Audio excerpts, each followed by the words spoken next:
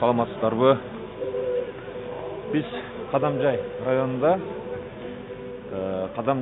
Kadamjay şaharında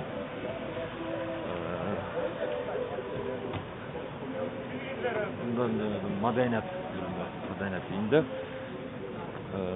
hurmatlı görüşçüler, bölüşüңүздөр.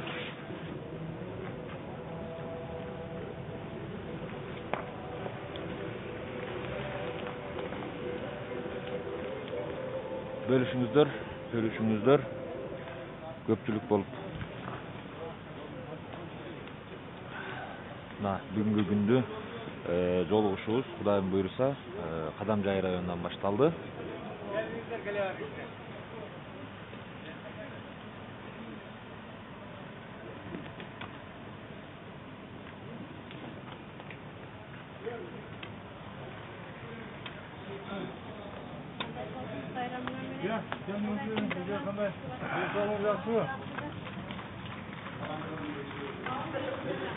Bölüşüңүздөр тугандар, bölüşүңүздөр.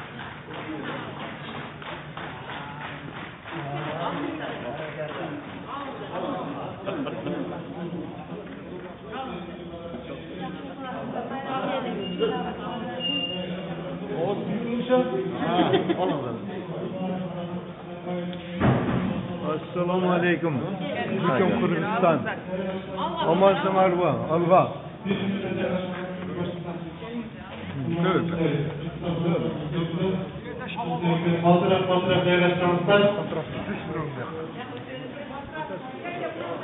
Bölüşüңүздөр тугандар.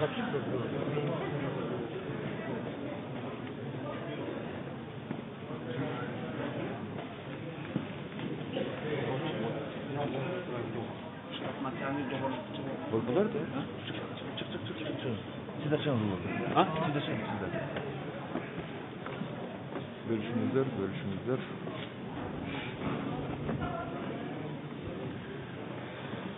Жаңы башталып атат. Дагы бир жолу кайталайбыз. Жарыя элибизде убакыттын тардыгына байланыштуу, күндүн суугуна байланыштуу сиздерден келип түшүүчү суроолор кагаз жазуу иретинде болсо жакшы болмок. Ал боюнча сиздерге суроо берүү үчүн кагаз баракча ручкалар таркатылмакчы. Ошол калем каттар менен сиздер суроолоруңуздарды даярдап турсаңыздар болот. Урматтуу эл-журт, жараткан Аллах ар бириңиздерге ушул кезек кадамыңыздарга берекени берип, алдыбыздагы кадам жасоону чакырабыз. Андай азыркы сөздү сиздер менен Кыргыз Республикасынын президентине талапкер Мадумаров Адахан Кимсанбаевичке бермекчи.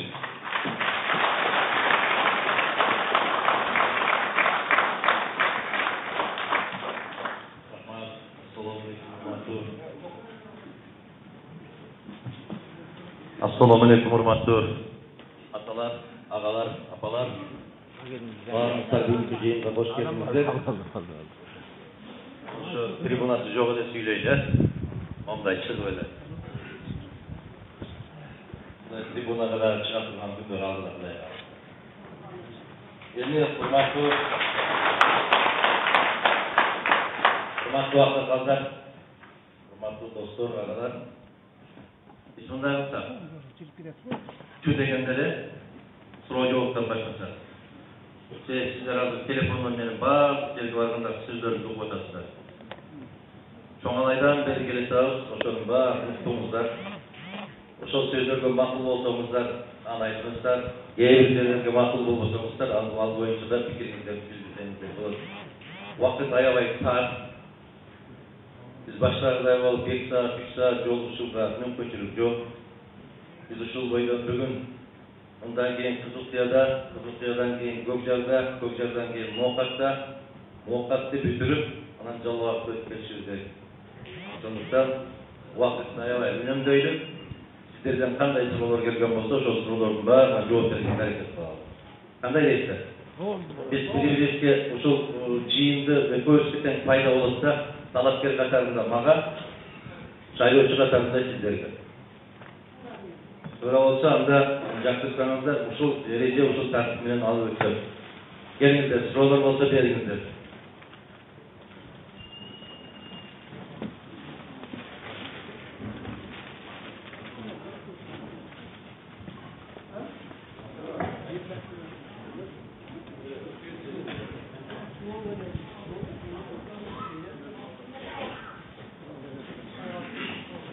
Bir soruunu verebilirler. Hiç kandayım kayıp soru yok. Bazı sorulara cevap verin kayıp. Assalamu alaikum hormatly Hindistan başkent Kırgız egemenliginin simvolu. Kırgız elinin tunguç elbaşçısı Abdülkadir Oruzbekov жана siz ardayım çın dilinizden eskерip öz yaşamımızda ülkü tutup sizge жалгыздык болгон Абсамат Масали үшін Hindistan'ı tanıdan касиеттүү Кадамжай жергесине hoş geldiniz. Rahmat. Siz жалпы özgürce Kadamjay жергеси siz üçün Kırgız elinin ak niyettүүлүк менен кызмат кылуунун үлгүсүн көрсөткөн biz kıyımıklarından atalarımızın yolunu olan жалгыз досубузсуз deydi. Allah'ın buyurup atalarımızın iman, tazalık, sana mizanlılık yolundan belirli katkı yurtbaşçı bolumuz deydi. Çın bizden sizlere razılık bildirip ayabay. Жылуу fikir, usul meseleme. Rahmat. Oşunda oy maksatlı olgan sizlerge Жараткан Аллах разы болгон болсун. Мага ушул ой максатыңыздарды, үмүтүңүздөрдү актап, жакшы иштерди жасоого себепчи кылган болсун мен. Рахмат. Ассаламу алейкум алейкум самбай. Суроо. Аллах буйруп сиз президент болуп шайланып калсаңыз, Кыргызстанда айлык маяны жана пенсия иерархиясын өзгөртсө болобу? Анткени түшүнүксүз, эмне үчүн мес кызматкер, мугалим же ошол эле тазалыктын кызматкерлери болсун, айыл өкмөт, депутат жана министрлерге салыштырмалуу аз айлык маяны алышы керек. Мисалы келгенде 40 жыл мугалим же мес кызматта иштеп 5000 сом пенсия, бир же 5 жыл чоң кызматта иштеп койгон 30-40 миң сом пенсия алышат. Бул чоң адилетсиздик деп ойлоймун дейт.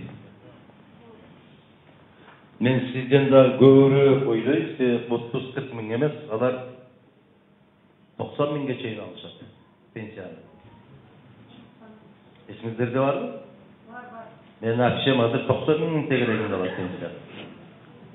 Ошону айтасыздар да, бир жыл иштеп коюп ошондой пенсия алалы деп. Биз мына ушул Адахан Мадумаровдун ал жерге барышынан эмне үчүн титирешет? Мына ушундай адилетсиздиктер жоюлуп калат. Биз ошол көп нерселерден куруп калабыз деп коркушат. Болбосо эмне айырмасы бар ким президент болгону? Бирөө чындык үчүн күйөт, бирөө өз кызыл кекирдек үчүн күйүп атат. Бул адилетсиздикти жойсо болобу деген суроо коюп атасыз. Мындай кылыш керек да, иерархиясын дегенimiz эми баягы ар бир кишиге иштегенине жараша деген сыяктуу. Туура айтасыз. Мугалимдин дагы айлык акысы, мугалимдин дагы эмгеги, дарыгердин дагы эмгеги аябай жогору бааланышы керек.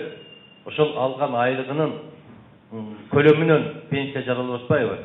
Биринчи кезекте ошол айлыкты өзгөртүү керек. Экинчиден, ошол пенсия кандай куралат, ошол принциптерди карап чыгышыбыз керек. Буюрса баары каралат. Бирок баардыгы тең эч качан болгон эмес, болбойт да. Муну башында кешеле айтып коюш керек. Мен эми Кадамжайдагы же Пүлгөндө иштеп аткан, же Айдаркенде иштеп аткан медайым менен Кыргыз өкмөтүнүн жетекчиси экөө бирдей пенсияга чыгат десем, анда болбой калат. Сиздер деле ишенбейсиздер. Бирок саясатчы катарында ушундай жооп берип койсом болмок эле да, силерди кубандырып. Билесиздер, ачуу болсо да мен алдай албайм. Менден башка бирөө келгенде ушундай суроо берсеңиздер болот дейт. Керек болсо ушу Кадамжайдагы медайым Кыргыз Республикасынын президентинин айлыгынан дагы 2 эсе көбүрөөк алыш керек десе кол чабасыңар. Муну эки киши айта алат. Бири жанын жеген президент болом деген киши айта алат, экинчиси Рахман Разыков айта алат. Башка эч ким айта албайт. Себеп уятта, лабезбет, коркот андайдан.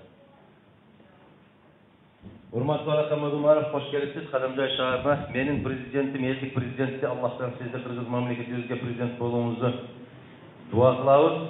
Амин. Рахмат тилейбиз. Сиз Кыргыз мамлекетине эң керектүү президентке татыктуу талапкерсиз. Сиздин алдыга койгон ой максаттарыңызды Аллахтын колдосун. Сиз айткандай мамлекетибиз өнүгүүсү үчүн мыйзам талаашына кайтуу керек. Ошондой эле иманыбыз бекем болуу керек. Эгер Аллах Курдук Кыргызстан мамлекетибизге президент болсоңуз, алга эли сизден суранат. Алгадагы Арис мектебин 11 жылдык кылып берүүңүздү суранабыз. Ал мектеп ашар жолу менен бүткөн. Сиз айткандай эң биринчи байлыгыбыз биздин балдарыбыз. Биз турган жерде гаптары жок дейбиз. Пап. Эң мактайын деп аттым менен. Укмуш сулуу балыңыз менен жаздырсыз деп. Пап. Пап деген сөз бул текшерский аптечный пункт деген. Пап. Biz жашаган жердин үстүнгү жагы Каньон айыл аймагына карайт. Ошол жерде папка мечит курууга жана жер берүүңүздү суранабыз. Эгер жер берсеңиздер, мечит курууга Аллахтын ыраазысы үчүн өз эмгегим менен мечит куруп берем. Эл үчүн урмат менен Туйгунов, Шертай, Мамажулусов иштейт. Арыз ээси телефондордон бери жаздым. Шертай мырза, Аллах разы болсун сизден. Ниетиңиз үчүн рахмат. Ким бул дүйнөдө, бул жарык дүйнөдө бир мечит курган болсо, Аллах Таала ахиретте ага бир чоң биздин тил менен айтканда дворец куруп коет дейт. Ошондой күндөр жана өткөн болсун. Анан бул маселе чечиле турган эле маселе Кудай кааласа. 11 жылдык эмес биз буюрса мектептердин баардыгына баягындай 10 жылдык эле кылабызбы деген оюбуз бар. 10 жылда эле бала окуп бүтүш керек. 11 жыл эмнеге сүйрөлүп жүрүшөт билбейм. Баягы баллон системасы деп койгон, ошол системага киргенден кийин 11 жылдык кылып. А кээ бир азаматтар айтып атат, 12 жылдык кылсак да болот дейт. 12 жыл эмес, 5 жыл окута турган нерсе калган жок. Бекер эле жанагы балага барган жагдай болду деп эртең менен кечинде келишим кажети жок да. Бир пайдалуу нерсе менен алек болуш керек. Илгери биз 10 жыл окуч элек. Ошону өзү жетишчү 10 жылдын ичинде биз балдар 2 жыл 9-10 класс окуп, же айдоочу, же тракторист, же ширетүүчү, же электрик болуп чыгат элек, туурабы? Биздин могул эсимизде бар, ошондой окуйт элек, автодело деп, анан НБП деп, аскер кызматына даярдоо боюнча дагы мектептерден өтөт элек сабактарды. Кыздарыбыздын баары ошол жерден тикмечи, бычмачы болуп чыгышат элек. Азыр 11 жыл окуп бүткөн кыздарыбыз керек болсо оор сокоп камыр жасаганды билбей калды. Биз ошолордун баарын кайрадан калдына келтиришибиз керек. Турмушка даярдала турган, турмушка кереги тие турган гана иштер менен алек болушубуз керек. Муну карап көрөбүз. Кыргызстанда атактуу, белгилүү мугалимдер бар, алар менен да катышышыбыз керек. Ар бир күнүбүз текке кетпей тургандай системага киришибиз керек. Башка өлкөлөрдө ушундай экен деп аларды туурап кете берүүнүн кажети жок. Ошол психология ошондон кетип атат да. Биз Кыргызстанда эгемендүү эл болуш үчүн бешиктеги кезинен баштап тарбиялашыбыз керек. Бешиктеги кезинен. Мына батыш өлкөлөрүн көргөндөр, башка жактан келгендер көрүп атасыздар, 30 жашка чейин, 35 жашка чейин же үйлөнбөйт, же күйөөгө чыкпайт. Биздин балдарыбыз, кыздарыбызды ата-бабаларыбыздын салты боюнча эртерээк турмушка даярдаганыбыз жакшы болот. Assalamu alaikum. Мына жерде кайсы жерден окудум мен? Жазып коеюн. Улут маданиятты эмес, маданият улутту сактап калат дейт. Маданият улутту сактап калат экен. Эгер биз ата-бабаларыбыздан касиеттүү кыргыз калкынын маданиятын, каада салтын сактап калган кезде гана биз улут катарында сакталып калат экенбиз. Анан көрүнгөндүн кийимин алып, баш кийимин алып, көйнөктөрүн алып кийип алган болсо кандай улут катары сакталышыбыз да кыйын экен. Телевизия кетип барат, телевизия кетип барат. Мына ушул жактарына көңүл бурушубуз керек, каттуу көңүл бурушубуз керек. Ар дайым ушул сиздер менен болгон жолугушууларда баса белгилеп айтабыз. Депутаттыкка бараткан кезде дагы, президенттикке бараткан кезде дагы мен сиздерге 3 эле нерсени убадалап дайым айтасыздар. Дайым сиздерге убадалап 3 эле нерсени. Бул тышкы коопсуздук, ички коопсуздук, анан жетим, жесир, мунчу, майып жардамга муктаж болгон halktın katlarına ata meğerinin, eli meğerinin tökül. Bu memleketin kızmatı. Buna çok üç milletin içinde sizler götürüyorsa maddelerin bağırı var. Kuday kalırsa. Assalamu alaikum warahmatullahi wabarakatuh. Haydarkan emas, Haydarkan bolsa gerek, he? Öz Haydarkan ja.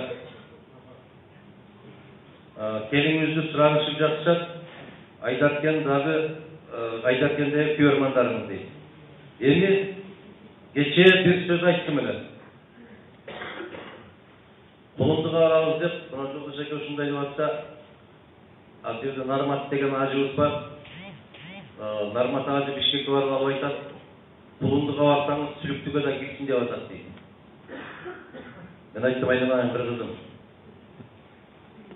Мен 1200 километр басып барганда siz 10 kilometre gelip koymuş şimdi zaten. Şunda biz vaktimiz ayvay tar diyorsak bizde kelsin. Sebep biz jakşı görüyoruz. Jakşı görseniz, bana çardan verip jakşı görseniz ben ayvay kuançlı oldum da sizlerle. Tezkerisi aytışыңыздар керек эле. Но Садыр Жапаровды Бишкекте чоң ресторанга кара суунун мыкты чыкма каймактарын жыйналып алып, карышты ичип кийгизип атып, бир депутат болуп жүргөн бир киши айтыптыр. Садыр, сиз кара сууга барып убактыңызды кетирип убара болбоңуз. Биз ушул жерде отурган кара суунун каймактары 75% сизге добуш алып беребиз деп. Ал жигит кыйналып аткан эмес, жетишпейт. Караңыздар, Айдаркендик көрөрмандар, Айдаркендик туугандар, мына ушул жерден 30 мүнөттүк жол. Кандай дейсиздер? 30 мүнөттүк жол. Эгер жолугабыз деген болсоңуздар, ушул жерге келип, мага жолугуп сурооңуздар берип кетсеңиздер, мен чексиз ыраазы болом сиздерге. Сиздердин мага берген çoğun gömökünüzde uşul olur. Sizlerden adletlik üçün güreşkön 30 minütlük yolunuzlarla yarattıklarınız razı olmak diye ümitliyorum. Uşul yergele gelmişte sıranış çıkıyor.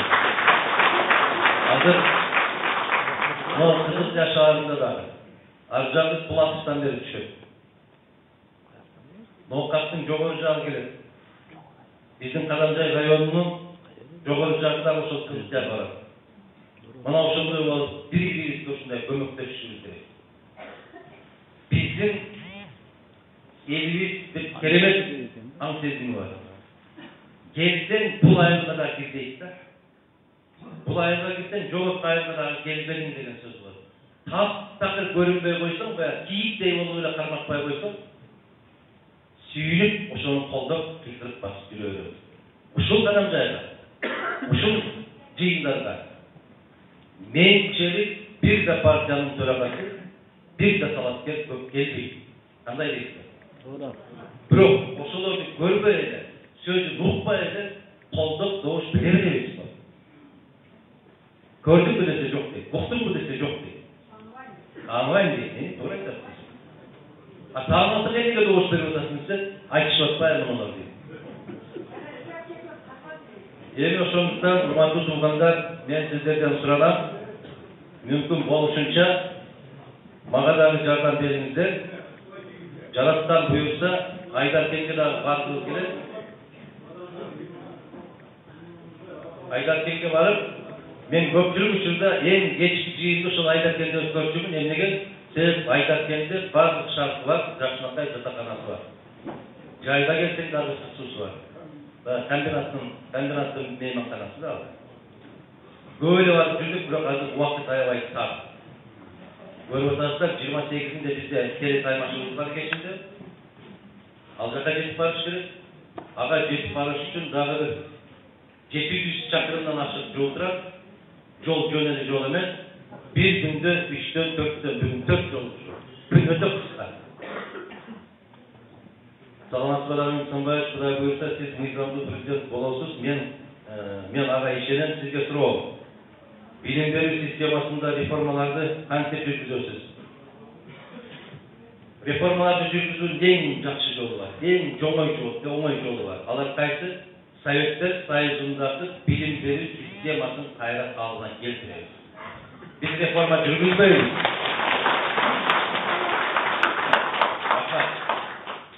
Biz reforma жүргүзбөйбүз.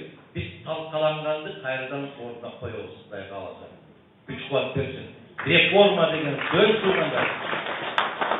Реформа деген сөз бул бар нерсени жоготуу деген. Жоктулуу, формасын жоготуу. Кандай да? Biz ошону кайрадан калыбына келтиришибиз керек. Раматылык Абсамат Масалиевич экөөбүз Өзбек районуна Жыланды деген айыл бар. Ошол жерге жыйынга эл менен чогулушка барып калдык, жолугушууга талаады өтүп атат, күз мезгили болчу. Элдин баары ушундай болуп бакта ичинде отурушат. Анан Абсамат Масалиевич барды дагы Ону артыңардагы эмне деп сурады. Отургандардын баары жапа-тырмак аркан карады. Тамек сарай dedi. Еждан Масалиевич сурады. Куруп атасыңарбы dedi. Куруп атасыңарбы dedi. Каяктан куруп атат? Бүт баарын талкалап алып калып, каркастарды эле калды dedi. Ушундай тамаша көй кишилер. Ошол сыяктуу каркастары эле калган имараттарды кайрадан кышкынап, үстүн жаап, жымуулук терезелерин коюп, кайрадан имаратты бүктөшүбүз керекпиз. Билим берүү системасын ошол Советтер Союзунун мезгилиндеги советтик системага алып барышыбыз керек. Караңыздар, мен ушундай Кадамжайга окшогон райондо айылда чоңойдум. 9 ай окуйт эле шаардык балдар. Biz ашып барса 3 ай окуйт элек. Сентябрдын башында комиссия алып кетет, ал жактан ары карай пактага алып кетет. Ал жақтан декабрдың орталарында ушундай күндөрүнө кайрадан келебиз. 4-5 күн бираз жуунуп таралып тазаланганга мүмкүнчүлүк берет, жаңы жыл келет. 3-январдан баштап кайра окууга кирет, башкалар 11-январдан баштап окуй берет. Январдын ортосуна келгенде анан Сакманга кетет. Ушундай болуп чоңойдукпу баары? Февралдан баштап парникке кетет, тарих парник өсүрөттөр. Марттан баштап арык тазалаганга кететтер. 1-майда параттан өтүп алып, түштөн кийин тамеки эгеттер. Анан тамеки чакмай, жүгөрү чакмай, ушундай болуп кете берет. Экзамендерин бүткөндөн кийин чөпкө кететтер. Биз ушундай болуп жүрүп, Россиядагы эң мыкты деген жогорку окуу жайларды отличник болуп окудук го. Себеп бизде билим берүү ушунчалык күчтүү болмады. Агайлар күчтүү, эжекелер күчтүү болбойт. Биз ошолорго кайрадан кайтышыбыз керек. Жогорку окуу жайларда реформа жасасаңыз дейт. Акча менен бүткөн адистер Кыргызстандын өнүгүүсүнө терс таасир берүүдө ушуларга кандай карайсыз дейт. Алар өнүгүш эле эмес, ошондой болуп бүтүп алгандар, депутат болуп, министр болуп барып алып, адам түшүнбөгөн мыйзамдарды алар өздөрү да түшүнбөйт. Ким жазып берген ошону киргизип отуруп, Кыргызстан ушундай салга батырды. Бирок ушул нерсенин башаты кимде? Ушул нерселердин баарын жасап аткан ким? Ушу биринчи сиздерден сурап алайын дедим да. Биринчилер мен өзүм дейт, мен ушуну айтып жиберсем, сиздер капа болуп каласыздарбы деп турам да. Эмнеге жалаң ошондой сабаксыздарды көтөрүп депутат кылып шайлап атабыз? Эмнеге аларды шайлап атабыз? Кээде бир нерселерди алып коюп атабыз. Чай чамек дегени бар, башка дегени бар. Экинчи жаман жагыбыз, биз тууганчылбыз. Биз уруучулбуз. Биз суунун ар жагы менен бер жагы. Чаабайчылар менен маркасчылар. Жатак маселе ошо. Ушундай болуп, эмнеси бар? Чаабай башка айылда турат, башка өлкөдө турат. Эгер Чаабайдан бирөө келип, Орозбек айыл өкмөтү болот экен десе, кыямат кайыр башталып кетиши мүмкүн болот. Ушундай болуп калдыкпы? Пейилибиз тарып кетти. Биз көтөрө албай калдык. Башка ушул биздин көркүрөгөн Frunze rayonu kimler gana gelip işletip koydu.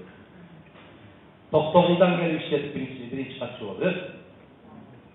Özgür'den gelip işletti. Nokenden gelip işletti birinci sekreter oldu. Ne jamanlık gördü böyle.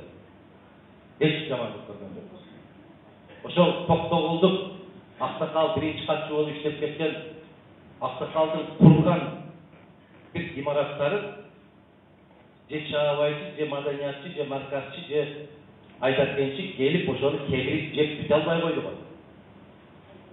Adamdan ekin bak, gep kayırda tuğuldun, kim kaysurudan emezsin, sen kişisin de kişi emezsin de, uşunan ekin bak. Oşondan gelinizde tuğanlar, ang sezimiz sayavay kötörüşümüz gerek, uşunda mayda sezimlerden jogorlaşımız gerek, adamlığına karap tandagan duyurmuşumuz gerek, özgürlüktü degen sezimdi çetke ırgıtışımız gerek. Buna özgürlüktü de oturup geçekte parlamentik şayloo ne oldu? Biz eskertti gele var. Eskertti gele. Bir ayırdan çıkan azamatlı özgürlüktü de kötörüp gelip ölkeni yok mu otalım dep aytıp gele. Hem toktaşımız gerek kıray babası. Jogorku okuu jaylarının uşundagı özgürtübüz. Bizdin programmabızda var. Anı 16 yıldan beri aytıp keletabız. 16 yıldan beri. Biz Kırgızstanda jekile jogorku okuu jaylı kaptırabız. Mamleketlik kılıp. Jeki bizde. Men atlarını da kata bergenim. Kayсы jeki jogorku okuu jaylı var. Oşol okuu jayda okugandardı, jigitlerdi, kızdardı, mıhtılardı, mıhtısın tandap alıp, hükümet, mamleket, biyilik, gelecekке yol açуу üçün kadrlardı büyük bardıq akçaсын tarttap daярдаш керек. Алардын жатаканасы менен, көрпө-төшөк шейшектери менен, стипендия тамак ашы менен, китеп куралдары менен камсыз кылып окутуп, бүткөндөн кийин 3 жыл кай жерде кандай кажет болуп турса, ошол жака жиберишибиз керек. Алар милдеттүү түрдө 3 жыл ал жерде иштеп бериши керек. Ушундай Buna bir alısı, aymaktарды, alısı ayırlarda karanlıklarca bir dadı ayallarının dağarı geri yok ayırlar doldurar. Buna kap depteker sıravattan yok. Bir ginekolog yok bir ayırda. Cepil diş doktoru yok. Stomatolog da koyarsınlar sizler abi. Buna şu acizler yok. Yanası baldardı, karıştırdan özünce dağarı gelir size. Pediatrda koyacağım. Hazır bizim kendimizde uşunda öyle de. Kelimlik çıkarsın diye, kelimlik çıkarsan kelimlik karaptırıp uşunday dertin belgisini koyup verirdiler. Hazır bayak nelerine yamaya da koyar. Oşolu bilen anday dertli koyal koyup verirsin. Bize uşunda ayakçıları tanıyalıp üstüne. Oşol jogorku okuu jaylarını uşunday kayradan kalına getiririz.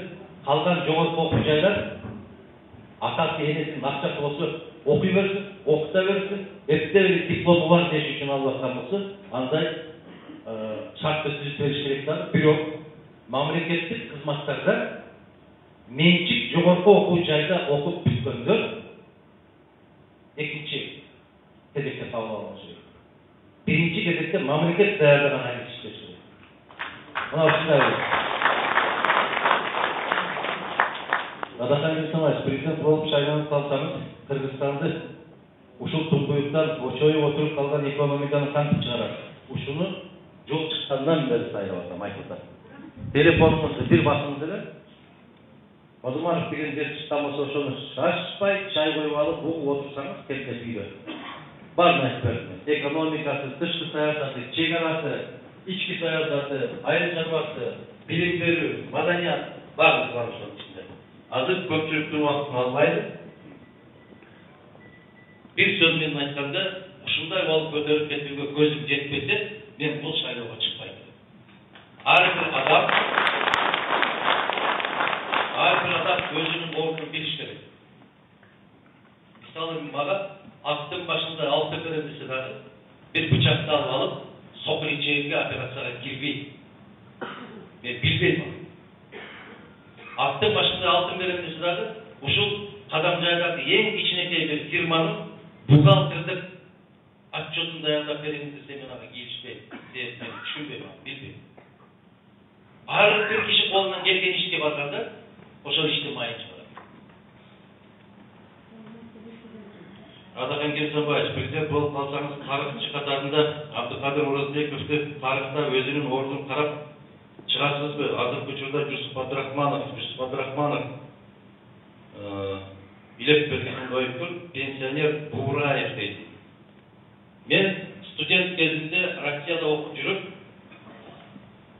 özümdün diplomluk işimdi oşul Abdülkadir Orazbekov jönündө, Yusuf Abdurrahmanov jönündө, Abdülkerim Sıddık jönündө, Bayan İsakeyev jönündө жазган. Ишен Аларбаев бешөө. Men bularning tarixin Xudayga shu yaxshi deb biladi. Azizday bo'lib bizga topshirgan emas biz o'qib topshirgan. O'sha siyaqti Abdülkadir Orazbekov'un da Qirg'iz tarixinde ordu qalbay, ati chiqmay qalgan er azamatlarımızın var ordu ko'tarib, bu yerda ben bir yazıp durmakta közden prezident akıldan yürüktü. Uşul nesneleri, dilileri, yürüktüleri, dengeden, uşul tarihten bizim atalarımız kanday olsa kan menen ötüp geldi. Kan menen, kim bolgan bol? Orazbekov. Kanday ayında, kanday uyda tuğulgan, kantek çoğuygan. Bunun dostu kim ele? Özbekistan'da birinci kaççı olup ketken. Biri Kırgızistan'da, biri Özbekistan'a gitti. Ya. Bu kişi araba tüptür, al kişi nancakta. Bana oşanda yolunda çok oyuşkan ballar öyle. Day kalırsa her bir tatlı insandır. Tarıktan orduna koyuyoruz. Her bir katıksız insan stolda bıçakta oturganda alarını da orduna koyuyoruz. Her bir Kırgız ulusunun kanada salsın büyük paratına, madaniyatına, sapattu, saattu, İslam dinge karşı işler жатқан tabiiy cemaat'a boy fikrinizin bildirip koysanız Satvaldiyev Abduraşit deydi. Bizde Kırgız ulusunun kanada salsında, ürp adasında, madaniyatında İslam'da karşı gelen eşit dedi. Hiç kanday bir hareketleri İslam'a karşı geldi. Kim aytırırlar? Bizim şunday kargı saltımız var, al İslam'a karşı gelenler. Tezkerisince, her bir kargı saltımız o İslam'a suvarıldan. Yani görelersin o birbirine karşı gelen kargı saltlarını. Mümkün, bayağı cılkı soymandı, tercih olgan günü o açtoy olganda aytırsanızlar gerek, bari asta tekin oşul kalıp barası. Karanlıkta soğuklu bir kança жылдардан beri bizim toylordun var, aççı sulusu jogol ötüldü. Ayabay жақсы oldu. Taza toyup göründü olsa, Arap nesnelerdi aralashtirip aytып olsa, okmuş ele ötüldü. Yok uşul nesne başkalganda, bayağı bu kişinin jogotup algan baladay olup öte jaman bolmansızlar. Yok bu bayağı. Hazır yok. Gerçekten balanı çıkarıp koygundu mu? Eceler apalar oturar. Gerçekten balanı çıkarıp koygundu, bala iyilay öyle vakmasını çıkarası. Bir cuma bir cuma. Bana o şöyle olup, arak koyulmadan toyga varganda, toyda otururlar. Öte zaman bulmasızlar. İşte ne kadar caylayken çok Kırgızistan'da gittim. Sizde, şu bazı sesle misal verseniz şurada olup başladı. Bize mi? Bize mi? Makul, bize mi? Bu aytalı nokat şundaydı. Nokatlarla ayıp koyuyor. Sizlere mi? Kadamcayla şundaydı. Biz özümüzün kataçılıkımızı moynumuzda almayınca oңол koyuyoruz. Oңolup başkaçılık gerek. Abduraşit'imizde hocamızda dinge karşı işlep жатқан cemaatler olsa bizim mizanlarımız var. Bizim imamlarımız var. Her bir ayetin meşri var, her bir meşri imam var. Buna o kişiler karşı gerek, her bir işi hadis teyleş gerek. Президентке тартып турсуз, мен сизди колдойм, Элчебек дейт. Болду Элчебек мырза, сиз ушул үчүн келдим мен. Мени колдоп бериңиз деп, туура келишет. Бирок бир жерде мени жана менден кийин эч кимди шайлап алгыла деп айткан жокмун. Бардык жерге барганда айтылды. Таразага салгыла да, каалаганыңыздарды тандап алгыла.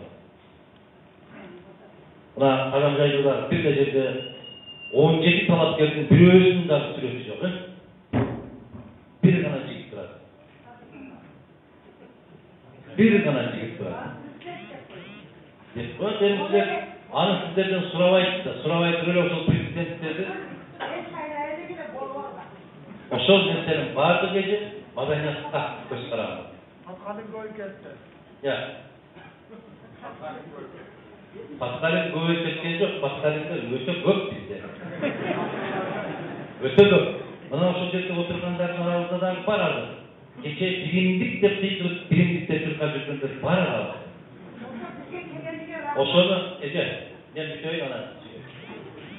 Ошол биримдик деп чуркап жүргөндөр курулду дагы азыр. Жапаров деп чуркап жүрүшөт.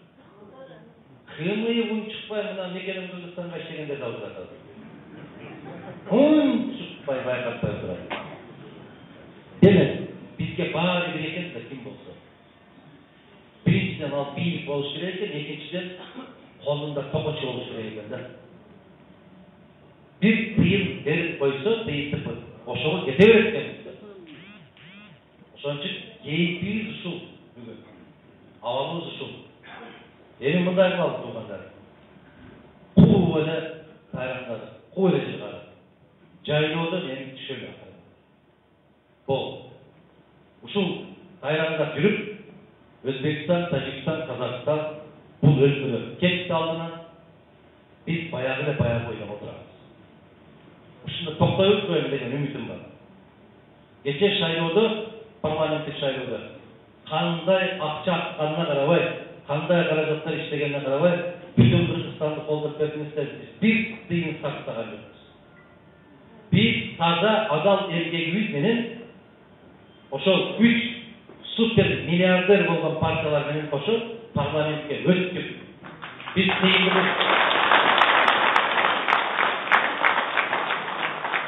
тыйындыгыбыздан эмес, мына сиздер элдин чечкиндүүлүгүнөн, элдин тазалыгынан көптөгөн жерлерди билем, көптөгөн адамдарды аксакалдарды, эжелерди билем. Ошолордун акчасын алып, бүтүн Кыргызстандын машинасына май куюп жүргөн азаматтарды, эжелерди көрдүм мен. Ошолорго сиздерге добуш беребиз деп коюп, бүтүн Кыргызстанга көмөк көрсөтүп, баягыдай нерселерди жазып, кагаз сыя алып берип атканыңыздарды көрдүм. Мына ушундай эл бар, ушундай журт бар. Кудай кааласа Кыргызстанда келечек кең бар, үмүт бар бизде. Кудай кааласа күндөн күнгө көбөйүп атабыз. Мына ушундай өтүп алып дагы мыйзамсыз өттү. Бул шайлоонун жыйынтыгын жокко чыгарыш керек деп жападан жалгыз чыккан партия биз. Бишкекте мен Алатауянсында айттым. Шайлоо өтө ыплас өттү. Bizge андай мандаттың кереги жоқ деп. Ким чыгалды баштан? Эч ким чыгалган жок. Ич чыгалбайт да. Көбүнүн ичи өтүп азыркыга чейин оңоло деп. Сиз миллиондогон акчаларын тапып жүрүп, мына колуна келтирген мандаттан куруп калганда оорукчан болуп калыш. Мен аларга таба эмес, тобу айтам. Элден жыйнаган акчаны элге чачтым. Аллах Таала ушунчалык чебер зат. Байкатпай жүрүп, өзүңдүн колуң менен чачтырып койду кайра. Себеби ал элдики. Мына бүгүнкү баягы ар бир жерге сүрөттөлгөн азаматтар жападан жалгыз жигит жүрөт. Каны Киманалиев деген бар, билесиздерби?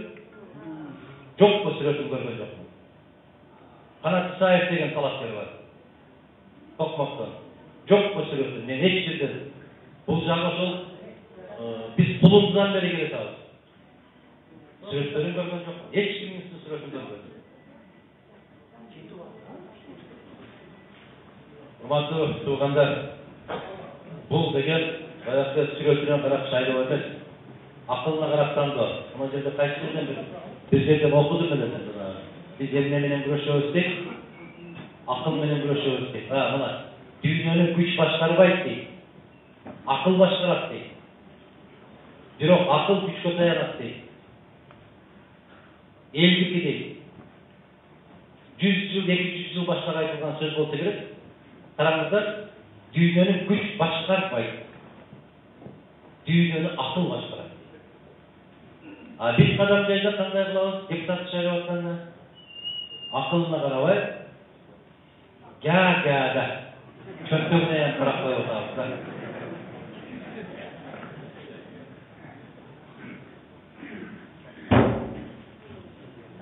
Президент болып қалсаңыз, түрмеден 6 октябрдан кейін қашып шыққандар, қашып кеткендерді қайрадан қамайсыз бұл дейді. Екінші маған қарсы істеп отырады дейсіздер олар. Біз қайра кіргейміз дейді. Бұл кезде кіргізіп қойып қайрадан дейді. Сіздер маған осы қадам жайдастыға бердіңіздер ме ғой? Парламенттік шайлауда. Сіздер депутат болып ұтып барсаңыздар, не болады? Коррупционерлерді не қыласыз дегенде мен сіздерге айттым біле.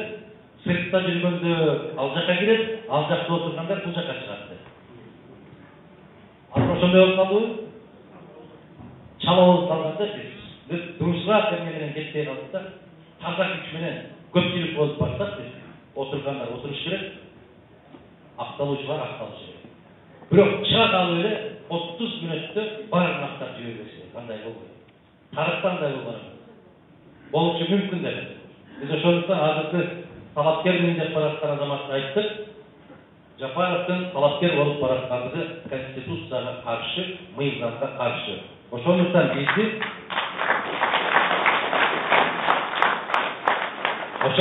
бизди башка мамлекеттер тааныбай келатат. Башка мамлекеттер биз менен сүйлөшкүсү келбей атат. Себеп сиздер Конституциядан чыгып кеттиңиздер, мыйзамсыз бийликсиңер дегендей кылып ишарат берип атат. Биз менен кызматташууга барбай аталат. Каражат бөлүп жардамдашуу деген программалардын баары токтодан көрүп атат. Ошон үчүн бүгүн биздин суу майыбыз канчага көтөрүлдү? Дээрлик 100% көтөрүлдү. Семишка май деп коесуздар. Семишка май баасы 100 эсеге көтөрүлдүбү? 100%, 100 эсе эмес. 2 эсе көтөрүлдү. Этчи, унчу, шекер, тамақтың барлық түрі көтерілді. Емі үшін? Ассаламу алейкум болып 5 октябрдан бері тынымсыз көтерілді деп бар. Ошол көтерілген сайын, ушул жигитке болгон сүйүү ошондой көтеріліп отыр. Түшүнбөйсүң да. Ошону Исхак Масалиев өткөндөй интернеттен окудуңуздар, жазыптыр. Биздин эл дейт, биздин эл канчалык жоон терисин сыйырган сайын ошол сыйырган азаматты жакшы көргөн элбиз деп жазды. Макулсуздар? Ошондой болот. Бул Стокгольмский синдром деп Стокгольмдагы болгон окуяны мисал келтирип жазды Исхак Масалиев. Аябай калып кетти. Канчалык эл отурсаң ошончолук жакшы көрүп кетсиңер.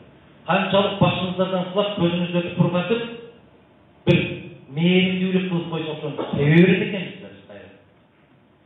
Мына ошондой болуп мыктылардын мыктысын, жакшылардын жакшысын тейип келген. Туп-туура декабрь айында мындан 25 жыл баштап Автомат Масалиев президенттикке койгондо ушул жерден жолугушканбыз. Анда ал киши талапкер эле мага окшоп, мен ал кишинин ишенимдүү кишиси элем. Эсиңиздердеби? Аксакалдардын эсинде болуш керек. Биз ошондо кооп бир канча канчалык коркуп үркүтүүлөргө карасаң, Кадамжай району Масалиевке канча пайыз берилди? Ким билет да барса калган. 92 Башкент району экен. Кадамжай азыраак берген анда. Биз токтотуп беребиз ушу кишини деп, бул жерде көптөгөн кишилер каршы катуу иштеген. Бүгүн такырдын ушундай бир дал келишти.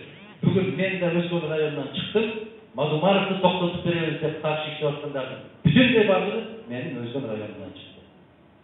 Баш прокурорум дагы, штабтын жетекчилери дагы, башкалары дагы. Жок, ушул Мадумаров барыш керек деп, бул кишиден өткөн бүгүн даяр кадрыбыз жок деп, мен штабты башкарып аткан Ишембай кадыр бердим, Нарын областынан болот. Анын биринчи орун басары шаар тейлеп bardıq işlerdi uyuşturup жүрген жігіт Адамжайдан болады, Баткен обласынан. Ал İsraf Масаби. Мына ошо эки киши, бири оң колум, бири сол колум болуп, ушул кишилер саяккер болуп, батасын берип, калың элдин колдоосуна ээ болуп кел деп батасын берип жиберди, биз жолу ушуларда жүрөбүз. Калган иштердин баары ушул эки киши аткарып жатышты.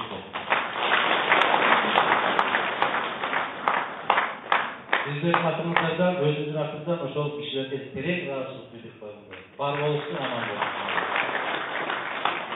Salamatçı Karakan İsmail, Prezident Bolup kalsanız koşuna memleketler minin mamileni onu da somuz. Bizde Özbekistan'dan gelgen gelinler köp. Atelesinden tuğgan urug'undan xabar alуу üçün analiz tapşırıp, jıyıntığın bütüp, anan kıyınçılık menen barabız. Analiz akçası жоқтар, kıynalıp жатышат, ушуну да чечип берсеңиз дейт. Кудай кааласа, Аллах насип кылса, bizde bu meseleler ayavay tez çekilir, bilir. Özbekistan'ın Prezidenti Mirziyoyev Mırza mıktı çekilir. Sözünü teker durgan zaman. Aranızda. Birinci prezident bolup kelgende aytты, biz тирешүү үчүн эмес, кызматташуу үчүн кошуна болушубуз керек деп. Бирок биздин дөдөйлөр аны түшүнбөй атат. Ал эмнеге ушундай деп сүйлөгөнүн түшүнбөй атат. Biz 36 tamganı sağlanan azamatlarını tanıday albay, moğumda bilegi güçlülüğünü tanıday alıp, şolumuz kaynaldı. Oşun kişi bir signal verdi. Ayavay solun signal verdi. Ne diyor? Prezident bolup gelerimine Özbekistan'da Manas ayrı var eken. Manas ayrıda jalan kırgızlar düşeydi. Oşun derge geldi de kayıttı. Men işki uşun ayrıdan başlaydı. Nege ушул айылдан баштайбыз? Видеосун көрдүңөрбү? Мен да көрдүм. Айтып атат. Себеп бул жерде улуу эл жашайт. Мыкты эл жашайт. Тарыхый эл жашайт. Мен биринчи кадамымды ушул жерден баштайм. Не кылды ошол жерден баштап? Бүтүндөй баягындай эски үйлөрдүн, жер жепелердин баарын сүлдүрүп салып, 40 күндүн ичинде мындай жаркыраган bir şaharça kurup koydular. Ar bir jaranda ошол үйгө киргизип койду. 40 gün. 40 gün эсептегиле. 40 günde bir şaharça kurup koydu. Bizdekiler 40 günde aylanayın. Үйünü arasagı çağır келе албай атпайбы? Туалеттен эми ал деңгээлге түшпөйт. Мына ушундай болот, иштей турган адам ушундай болот. Al kişi signal verdi. Geçe karanızda koronavirüs çıktı da, acılı virüs kapsat etti de bildirişip, çet ülkede $1,5 milyar aşık yardım aldı. Kırgız hükümeti. Hiç neresi özgürlüğü. Özbekistan $10 milyon öpkönü jasalma demaldırıcı aparat çıkar, eve aldı. Hazır Kırgızstan'da, Kazakistan'da, Pakistan'da, Tajikistan'da satıldı. $10 milyon. İşte turgan azamatlar ушундай иштейт экен го.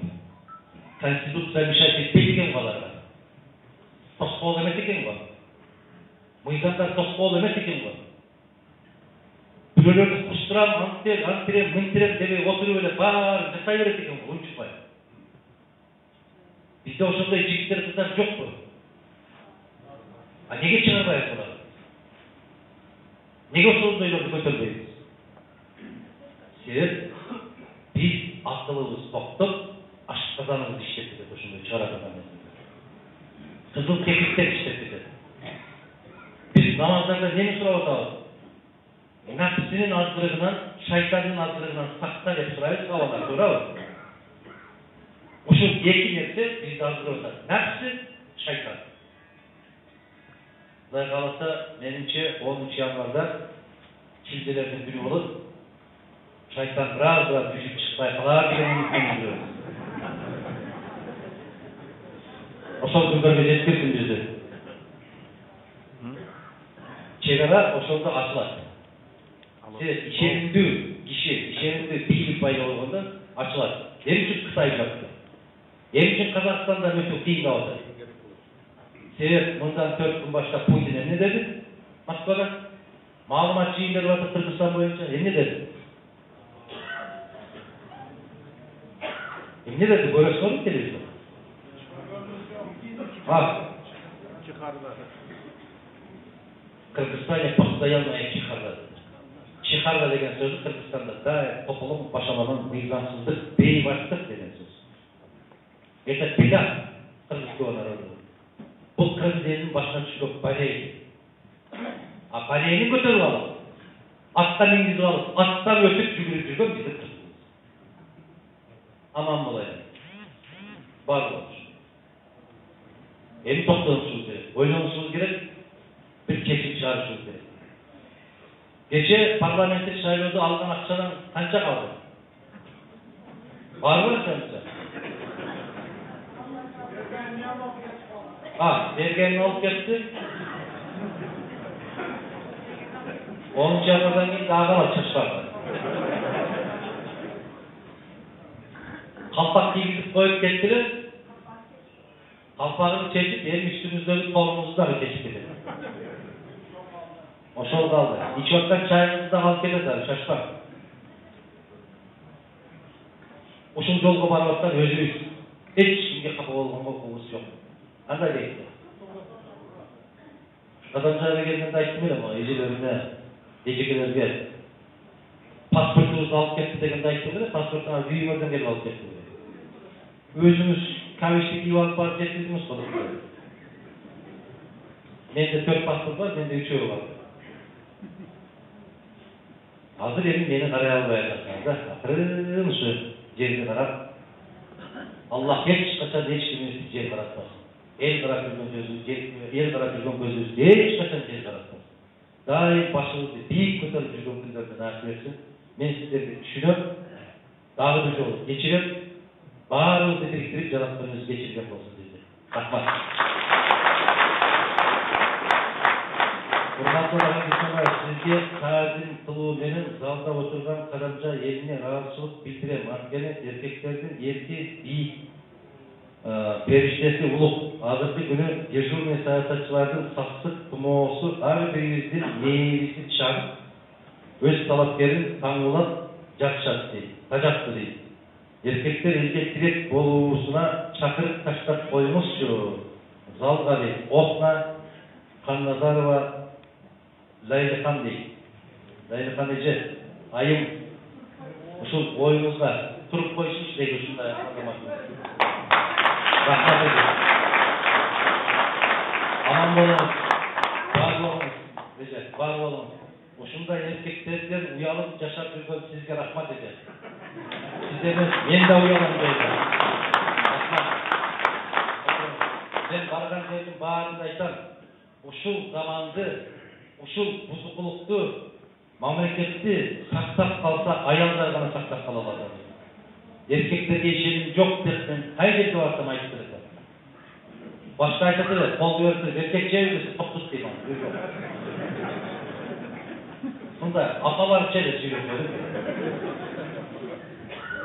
Чындыгында ушундай болуп калды. Тажаттыңарда жанайында. Kim bolsa şol bolsun. Televizordan çıkan жетекçinde ошондой эртеңинен бир айтат да, түштөн кийин силер туура эмес түшүндүңөр дейт. Бир нерсени кайтарып алам дейт да, анын кереги жок экен дейт. Тажаттык го биз эркектер. Бүгүн ким аял киши менен иш кылса ошол учурда сен туруктуу аялдар болуп калды. Туруктуу. Ошол үчүн бүгүндөн баштап баягы бири-бирибизди убадалап эркекчеби дегенде качкыла. Демек, бул сени чайлайт деген сөз болду. Кудай өзү сактаган болсун. Ошентип намыстанып келип акыры бир күн ойгоно барбыз. Кандай дейсиңер? Ушул Аллахтан тилебейбиз, жаңы жылды тосуунун өзү жакшы нерсе эмес. Бирок жакшылыктан үмүт кылуу, ай жаңырганда, жума жаңырганда, күн жаңырганда жакшылыкка ниет кылып койгондун өзү жакшы да. Мындай кылбайлыбы? 31 декабрда saat 11'den 59 minut ötkündü. Özümüzü айтпайлыбы? Жараткан Аллах мен эң пенден катарында жаман сапаттарымды бардыгын 20-20'da таштап коронавирус менен кошуп калсын. Bütünдөй жамандыктар ушул жакта калып, 21-21-ге мен туруктуу, ыймандуу, сөзүмө текен, чыныгы кандай максатта жараткан ошол максатта жашап өтүү үчүн өзүңдүн кулуң болгонду насип кыл деп бир дуа кылып койгойлу. Шампанман баны жок эле. Ушундай дуа кылып коелу. Мен жаңы жылдан баштап башка жигитмин. Мен жаңы жылдан баштап башка адаммын. İçip жүргөн болсо мени ичпейт, чегип жүргөн болсо мени чекпейт, алдап жүрсөм мени алдабайт, сөгүп жүрсөм сөгүппейт, намаз окуй элек болсом намазга кирем, ата-энемди шордо болсо мен ата-энемди башыма көтөрөм, аялымды ыйлап аткан болсом аялымды дагы сый урмат менен жашайм, балдарымды дагы какпайм да сөкпөйм, ошолордун бар экендигине шүгүр келтирип жашай турган бир инсан болоюн деп бир дуа кылып койбойлу ошол жаңы жылда.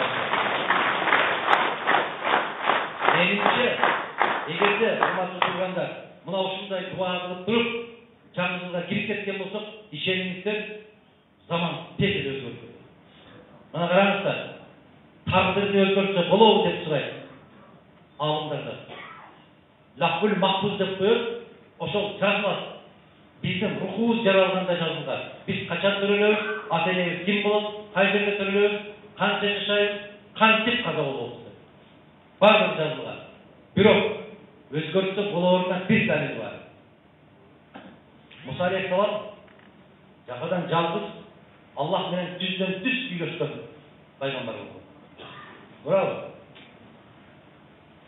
калган пайгамбарлардын баары Жабраил алейхиссалам периште аркылуу сүйлөшкөн. Мына ошол Муса алейхиссаламга бир аял ыйлап келет дейт.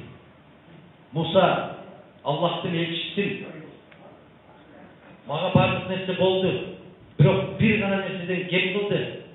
Мен бала көрбөй атам. Раббиңден сурачы дейт. Мага бала берсин дейт. Десе Муса алейхиссалам жаратканга барып, Я Раббым, ушул аялдын өтүнүчүн, ушул аялга бир бала берчи десе, жараткан Аллах айтат экен, Муса, сен ага кийлигишпе, анын тагдырында бала жок дейт. Бул аял баласыз өтөт дейт.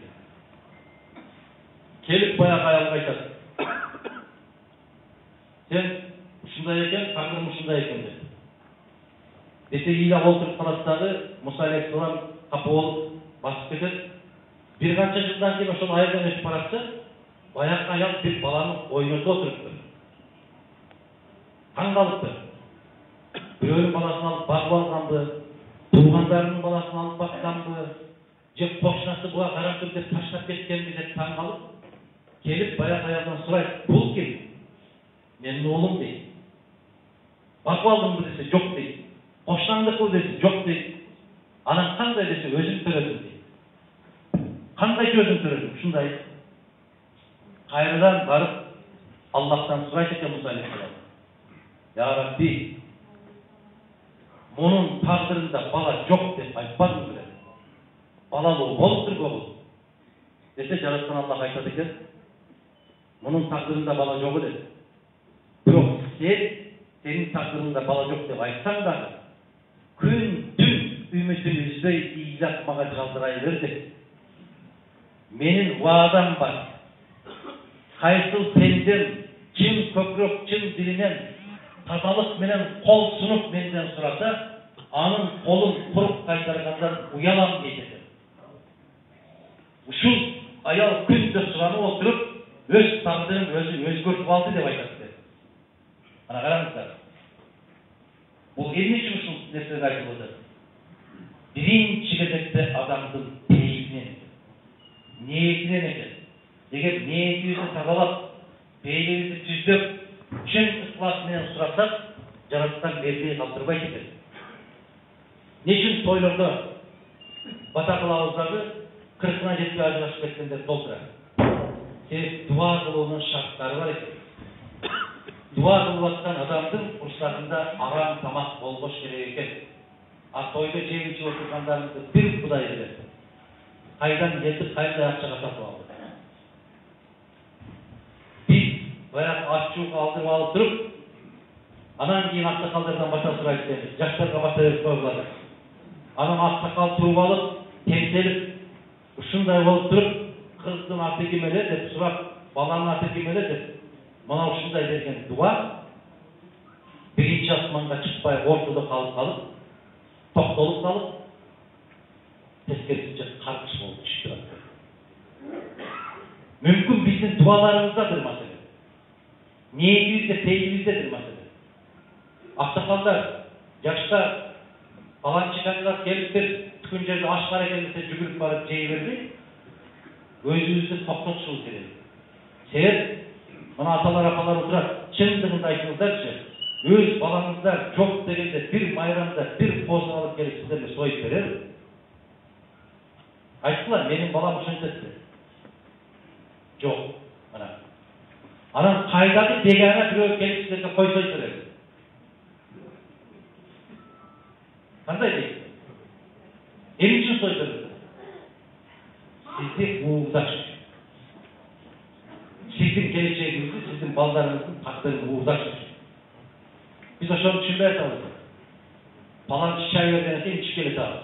Мурутты да сылап коебуз супла. Харам нерсе жеп келе атканыбызды түшүнбөй атабыз.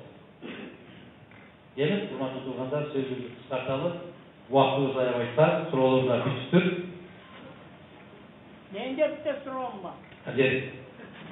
Kağızda cezalardım, gözüm geçmegen. Kağızda yazılırsanız sözümüz yine. Kız sayısan, cebde mikrofon var mı? Ben Orozbek'im ayından bulun.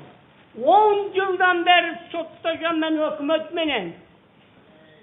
2003 yıldan beri yerinizi satıp bitti. Bana bende 100% dallarım var. 100%. 100%. Endi şunday oturgan bolsaң, agar prezident bo'lib qolsang, bularni nima qilasan? Peshanasidan silaysizmi, jag'iga bir tartasizmi? O'shani aytib ber.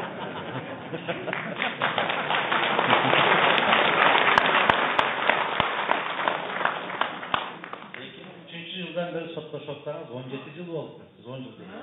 17 yıl. Alarını jag'iga çappaş kerak. Buyruqqa tegishli. Beşte sottan uçup çıktım ben. Jelxonni sottan uçup geldim. Oldu. Buna uşunday nerselerdi Allah nasip etken bolsa biz ошол Орозбек байына да келебиz өзүнчө. Men kabinetте oturgan prezident болгум келбейт. Men сиздерден кагаздарды алып, арызыңарды окуп, ошол жерде oturgan президент болгум келбейт. Аллах маңдайыма жазса, менин тилегим ушул. Men bir машинага отурам да, тынымсыз Кыргызстанды кыдырып жүргөн президент болом. Men элдин арасынан чыккан elin arasından çıkan, ardayım elin arasında bolgon жетекçi olsun.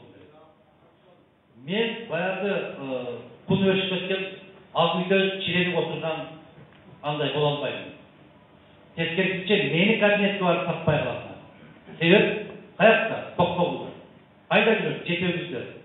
Kayda gitti, Talas'ta. Ce Çakkal'da, Calalıka'da. Ce Kadamcay'da, Ce Aydarken'de de koşandı görürsün.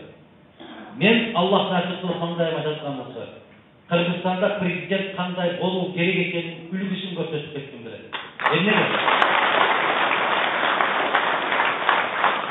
Эмнеге?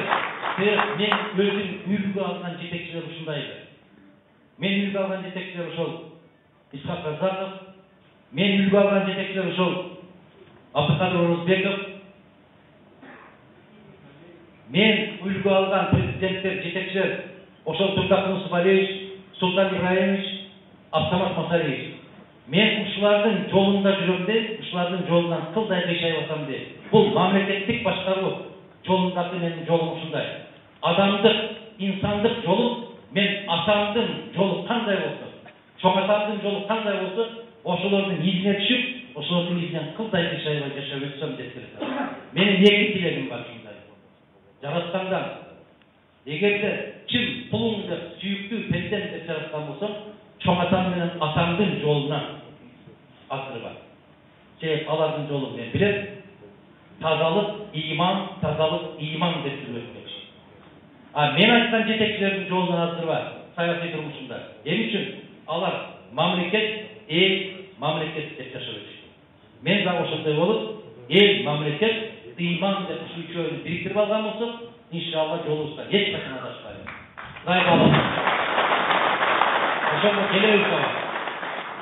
Geldiğinde başkası zamanda 40 yılda geleceklerdi, 40 gün geleceklerdi. Yarattan şunu sizin de benim zamanda emoşum yazgan olsun. Orozbek de yolumuşum olmaklarında siz bana gelmek deyip koyun. Buna bolson, uşul Orozbek bayırına gelip şu meselenin çekelim dediğine Ben kanun tuttanam tutup geldim oğlum. Şimdi mi? Bu hükümet yer satıştan başka canavar değil. Uşul hükümetin şeylerdi. Yetim çamak aldı, kakşatkanı. Bir şuna çıkan bir paşa apkaza yetim geçirdim. Ay kuda manasılam cekasız köşesinde koy olsun deyirken değil. Benimki kırklar bu hapishane. Ben Polatkan'ın çevresi, beni atam Ceray Vakan'ı. Hadi süretini ver.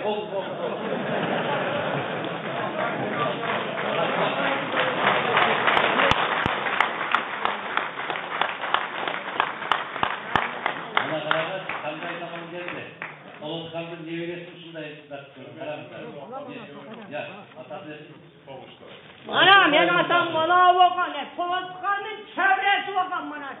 Kızılsı var derler silahı, biz de köpük köşen atmayan verip koygan yok bizim. Ana şu Orozbek hükümeti. Rahmat. Gördünüz mü? Gördüm. Hürmet koyunuz bana. Ana ki.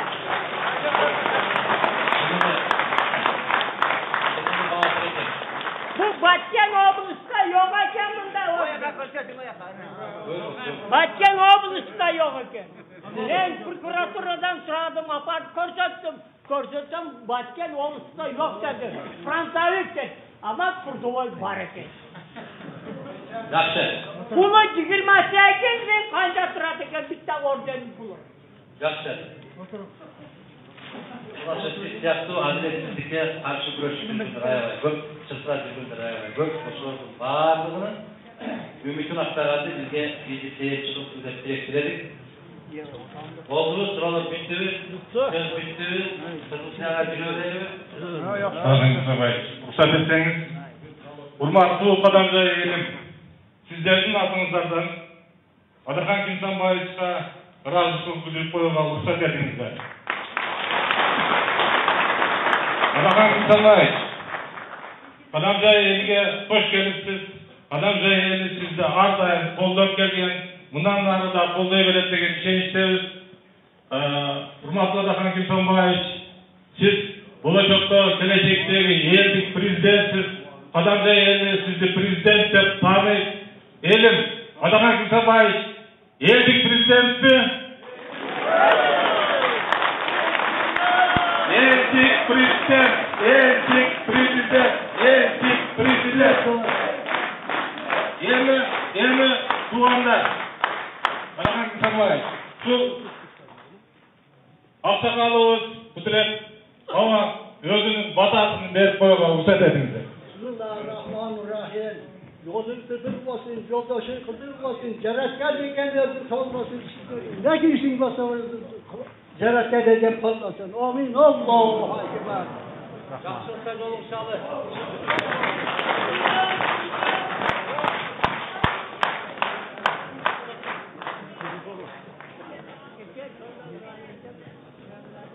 Aksakal, Cana Aksakal'ına Geroy'un balası. Aksakal, Cana sizni sevatkan çaka kurtlarının öngütüsü mağa bir görsöt koyun, ben de özüm görüp koyacağım. Sizni degen çaka kurtlar kayakta jüröt, Cana hükümette Hükümette jüröt. Mağa bir görsöt koyun öngütüsü, ben özüm bilemem. Demek lan endi şunda olsa, endi bolvatat, men yaxshilik uchun. Men Polatkan çoğataman el için kokondan markalanda açılgan. Var, mana kanıda var ekan, otam var, bitta ko'chaning otini berib qo'yib. Ben özüm gelemem. Mına, hurmatlı futbolcular, bizim Kadamjay rayonunda, Kadamjay şahrındagı joluguşubuz ayaktadı. Hazır Kudayım buyursa biz Kızılka şahrında olabız.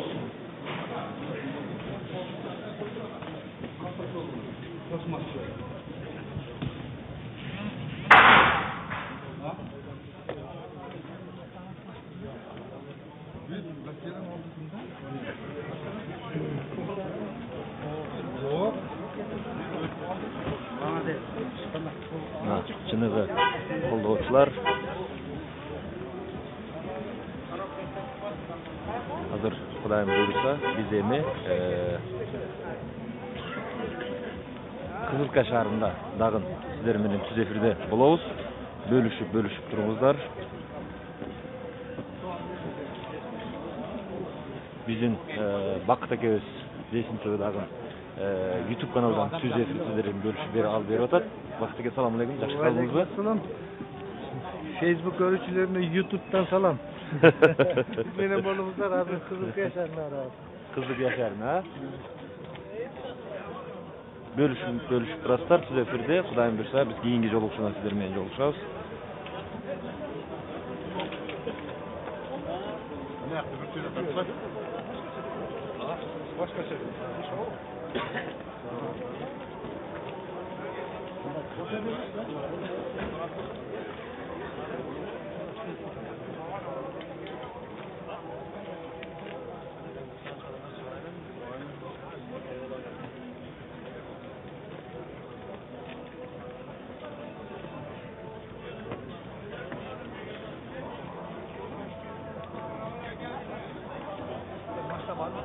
Kelime gene söyle de kelime. Koldoочулар.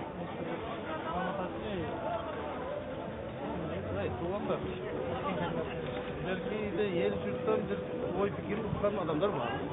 Мынакей, айтыңыз. Эми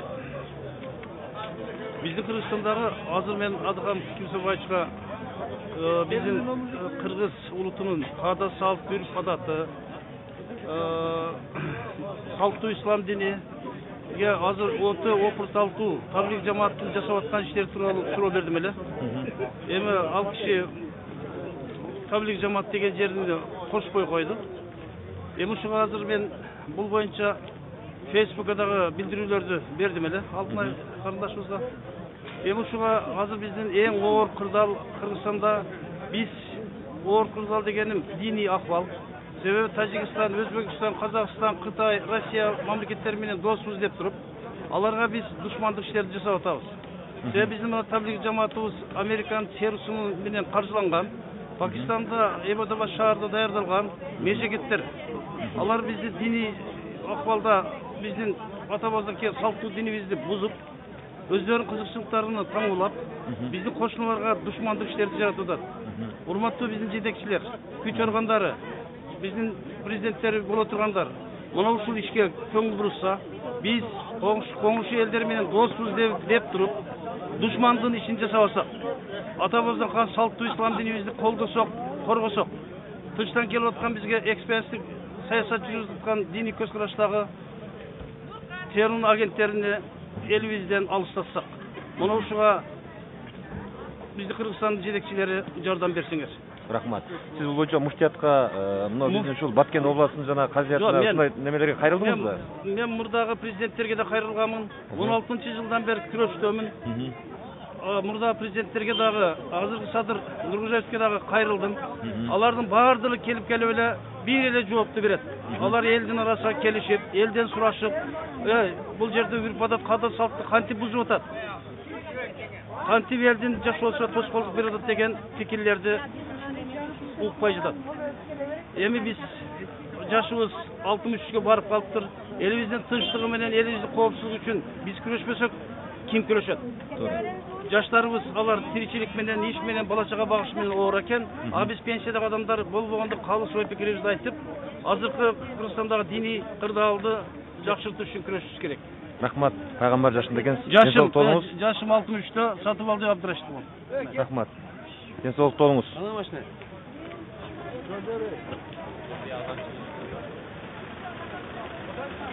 Кызылкадан түз эфирден жолугушабыз. Жолугушканга чейин саламатта болуңуздар.